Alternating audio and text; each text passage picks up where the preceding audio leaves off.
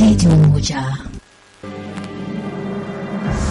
Radio Umoja ni sauti ya mwananchi.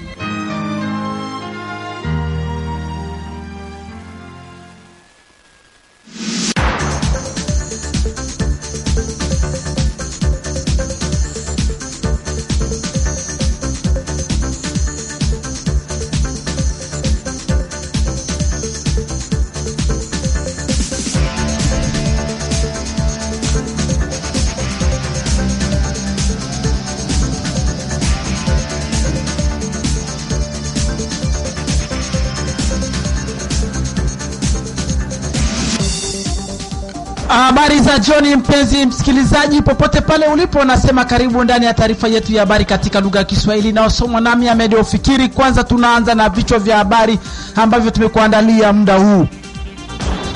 Mapambano ya kivita yaliyoripotiwa siku ya Alhamisi ya tarehe 1 mwezi wa 5 2025 kati ya kundi la wazalendo na jeshi la taifa FARDC mjini Uvira, ambayo ni makao makuu ya jimbo la Kivu Kusini kwa muda, yalipelekea kuzorota kwa makazi ya kawaida mjini humo.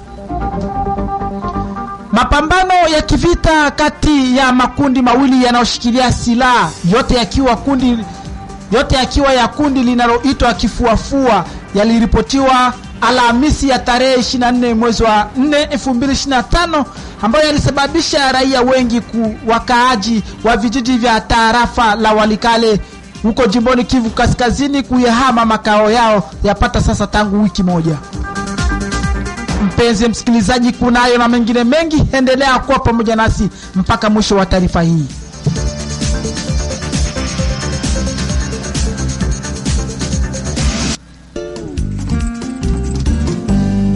Radio Umoja. Nasema mpenzi msikilizaji, karibu, na tunaanza taarifa yetu ya habari na habari za hapa tarafani Fizi, ambako shirika la raia Force Vive ndani ya sekta ya Mtambala tarafani Fizi imedai kusikitishwa na hali ya mawasiliano ambayo yanaendelea kuonekana kati ya jeshi la taifa FARDC na wazalendo, ambayo hayako mazuri mpaka kwa wakati huu, na inasababisha kupelekea njia ya adui kupata nafasi ndani ya nchi ya Jamhuri ya Kidemokrasia ya Kongo. Emedi Kaonga Bieneme ni kiongozi wa shirika la raia ndani ya sekta ya Mtambala tarafani Fizi, alilaani kitendo hicho na kueleza afuatayo. Tunajua sote kwamba FARDC iko pale ni jeshi ya serikali, na RAD nao pale iko reconnue comme force réserviste ya FARDC. Mena wakati kunakuwa mizozo kati ya force réserviste na FARDC, ili inakuwa ni jambo ambayo haieleweki, na tunafuata mara kwa mara wanasema wazalendo watoke maeneo ya Uvira wajelekeze kufront. Hiyo ni mshangao kabisa, kwa sababu wa FARDC ndo wanasaidiwa na wazalendo. Kwa nini sasa wao waambie wazalendo wao ndo waende kufront? Hilo jambo ni jambo ambalo hatulielewi kabisa. Tunaweza omba kwa FARDC yetu kugarder bonne collaboration na wazalendo, paske wao wameweza kusimama kwa ajili ya province yetu isiweze kunyanganywa wale siweze kuvamia na huyo mvamizi. Kwa hiyo tunatoa support kubwa kabisa kwa wazalendo wetu wote, na tunaweza sema FARDC waelewe na wagarde bonne collaboration na wazalendo, wasingeli tena kujiatakie kwa wazalendo. Hiyo haitoleta sura nzuri, inaweza riske kupermettre enemy kuweza kupata njia. Wakitaja kutokulipwa mishahara yao muda wa miezi mitatu hadi sasa, walimu wanaotumika kwenye shule za serikali kwenye division ya Fizi ya kwanza katika jimbo la elimu la Kivu Kusini, ya pili jimboni Kivu Kusini, wamesema kuendelea na mgomo wao hadi mishahara yao pale itakapokuamka na kulipwa. Walimu hao ni wale wanaolipwa mishahara yao kupitia kitengo cha shirika linaloitwa Karitasi. Hayo aliyaeleza mmoja miongoni mwa walimu wao aliyesoma risala yao siku ya 3 ya tarehe 30 mwezi wa 4 2025. Radio Umoja. Koti kuu ya kijeshi ndani ya mji wa Kalemi jimboni Tanganyika kumrazi imetoa uamuzi wao siku ya 3 ya tarehe 30 mwezi wa 4 2025, ambao viongozi wengi wa askari polisi na askari jeshi wa taifa FARDC wamefungwa kwa makosa mengi. Kutokana na habari za uhakika ambazo ziko ndani ya tangazo iliyotolewa na uongozi huo, maamuzi hayo yametolewa kutokana na makosa mbalimbali ambao viongozi hao wanaendelea kushutumiwa, tofauti kuchangia kwenye mauaji ya kibinadamu, pia kuhusika na makundi ya watenda mabaya, kuiba kwa kutumia bunduki, kushikilia kwa vifaa vya kivita kinyume na ipasavyo. Kiongozi wa korti kuu hiyo ya kijeshi mjini Kalemi anaomba wakahaji wa mji wa Kalemi kuwa na uaminifu na vyombo vya kisheria, na pia wapate kuwa na nafasi ya kutaja kila jambo ambalo aliendani na sheria. Radio Umoja. Mapambano ya kivita yaliyoripotiwa siku ya Alhamisi ya tarehe 1 mwezi wa 5 2025 kati ya kundi la wazalendo na jeshi la taifa FARDC mjini Uvira, ambayo ni makao makuu kwa muda ya jimbo la Kivu Kusini, yanipelekea kuzorota kwa makazi ya kawaida mjini humo. Mapambano hayo yalifanyika kwenye mlima unaoinukia manispa ya Kavimvira, ambako chanzo cha mapambano hayo ni nafasi ambayo wazalendo wanaendelea kuimiliki huko kwenye mlima. Pia jeshi la taifa FARDC na wao wanataka kukaa kwenye eneo hiyo. Vuguvugu la wananchi machozi ya raia imelahani hatua hiyo ambayo inaongeza ukosefu wa usalama mahali hapo. Hali hiyo ya usalama mjini humo ilirudi kwenye nafasi yake mchana wa siku hiyo, ambako baadhi ya wafanyabiashara walifungua makazi yao, ila mauniversity pamoja na mashule sekondari na primary hawakuweza kufungua makazi yao. Radio Umoja. Mapambano ya kivita kati ya makundi mawili yanayoshikilia silaha yote yakiwa ya kundi linaloitwa Kifuafua yaliripotiwa Alhamisi ya tarehe 24 mwezi wa 4 2025, ambayo yalisababisha raia wengi wakaaji wa vijiji vya tarafa la Walikale jimboni Kivu Kaskazini kuyahama makao yao yapata sasa wiki moja.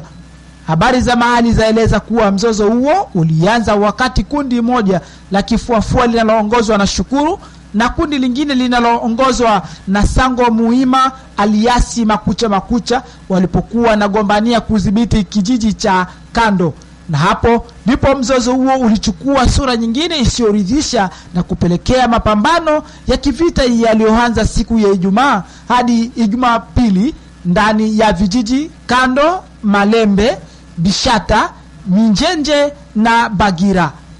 Shirika la raia la mahali limesema kama mzozo huo kwa sasa unakuwa wa ukabila kati ya Watembo na Wanyanga ambao wanaendelea kuishi ndani ya gupumenti la Walowa Loanda.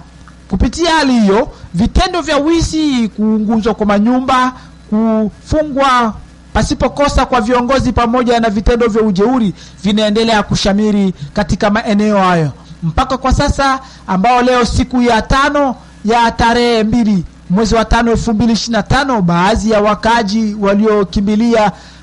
waliokimbilia mahali pengine kuacha vijiji vyao bado wanaendelea kusita kurudi manyumbani kwao, na idadi ya vijiji 5 viko pasipo wakaji kama lilivyoeleza shirika hilo la raia mahali hapo. Radio Umoja. Wapinzani wa Jamhuri ya Kidemokrasia ya Kongo akiwemo Joseph Kabila, Martin Fayulu, Moise Katumbi na Delice Sanga walisaini siku ya 3 ya tarehe 30 mwezi wa 4 2025 madai ya kuomba pawepo mazungumzo ya ndani ili kutatua mzozo wa ukosefu wa usalama ndani ya nchi ya Jamhuri ya Kidemokrasia ya Kongo. Wapinzani hao wamesema kama mazungumzo ya ndani yanafaa kwa wakati huu ili kuwapea Wakongomani fursa ya kujua kindani nini chanzo cha ukosefu wa usalama na nini kifanyike ili kutatua mzozo wa amani mashariki mwa Jamhuri ya Kidemokrasia ya Kongo. Ndani ya madai yao walisema pia kuondoka kwa majeshi ya kigeni nchini na wafadhili wao.